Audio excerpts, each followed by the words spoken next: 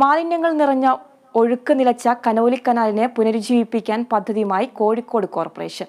ഇതിന്റെ ഭാഗമായുള്ള വീണ്ടെടുക്കാം കനോലി കനാലിനെ ശുചീകരണ യജ്ഞത്തിന് തുടക്കം കുറിച്ചു. കനോലി കനാലിന്റെ മുഖച്ഛായ മാറ്റുന്ന പ്രവർത്തനങ്ങളാണ് നടക്കുന്നതെന്ന് ടൂറിസം പൊതുമരാമത്ത് വകുപ്പ് മന്ത്രി PM മുഹമ്മദ് റിയാസ് പറഞ്ഞു.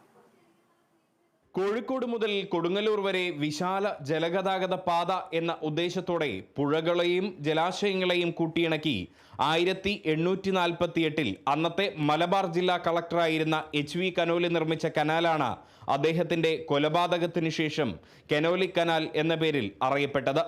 ആദ്യഘട്ടത്തിൽ ജലഗതാഗത മാർഗമായിരുന്ന ഈ കനാൽ കാലക്രമേണ മാലിന്യങ്ങൾ നിറഞ്ഞ് നശിക്കുകയായിരുന്നു. കോഴിക്കോടിൻ്റെ നഗരഹൃദയത്തിലൂടെ കടന്നു പോകുന്ന കനോലി കനാലിൽ പ്ലാസ്റ്റിക് ഉൾപ്പെടെയുള്ള മാലിന്യങ്ങൾ കൊണ്ടുതള്ളുന്നതും പതിവാണ്. കൂടാതെ കുളവാഴ ഉൾപ്പെടെയുള്ള ചെടികൾ നിറഞ്ഞ് കനാലിൻ്റെ സ്വാഭാവിക ഒഴുക്ക് നിലയ്ക്കുകയും ചെയ്തു.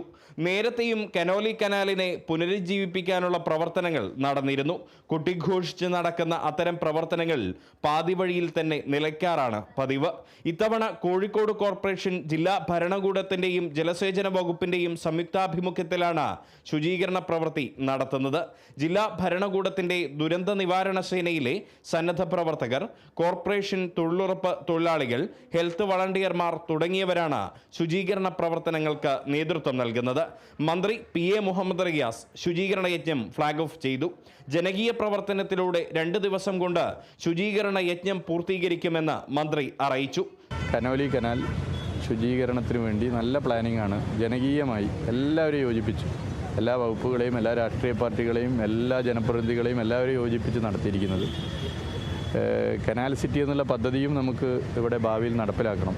ഇപ്പോൾ കിഫ്ബിയുടെ മുമ്പിലാണ് അതിൻ്റെ DPR ഉള്ളത്. അതുകൂടി വന്നു കഴിഞ്ഞാൽ കോഴിക്കോടിൻ്റെ മുഖച്ഛായ തന്നെ പൊതുവെ മാറ്റാനാകും. ക്ലീനിങ് നമ്മൾ 2 ദിവസം കൊണ്ട് പൂർത്തീകരിക്കണം. ആളുകൾ പലതും ഇതിലേക്കൊന്നും വലിച്ചെറിയാത്ത നിലയിലേക്കുള്ള ബോധവൽക്കരണം കൊണ്ടുവരിക എന്നുള്ളത് വളരെ പ്രധാനമാണ്. നിലവിൽ 11.20 കിലോമീറ്റർ നീളമുള്ള കനാലിനെ 8 സെക്ടറുകളാക്കി തിരിച്ചാണ് ശുചീകരണ യജ്ഞം നടക്കുന്നത്. 8 സെക്ടറുകളിൽ നിന്നും ശേഖരിച്ച ജലം CWRDM പരിശോധന നടത്തി റിപ്പോർട്ട് സമർപ്പിക്കും. ചരിത്രമുറങ്ങുന്ന കനോലി കനാൽ സംരക്ഷിക്കാനുള്ള ശുചീകരണ പ്രവർത്തനങ്ങൾ നേരത്തെയും നടന്നിട്ടുണ്ട്. ഇത്തവണത്തെ പ്രവൃത്തിയെങ്കിലും ശാശ്വതമായി തീരും എന്നൊരു പ്രതീക്ഷയാണ് പൊതുസമൂഹത്തിനുള്ളത്. കോഴിക്കോട് കനോലി കനാൽ പരിസരത്ത് നിന്നും ക്യാമറ പേഴ്സൺ സജി തറയിലിനൊപ്പം Riyas KMR, Kerala vision news.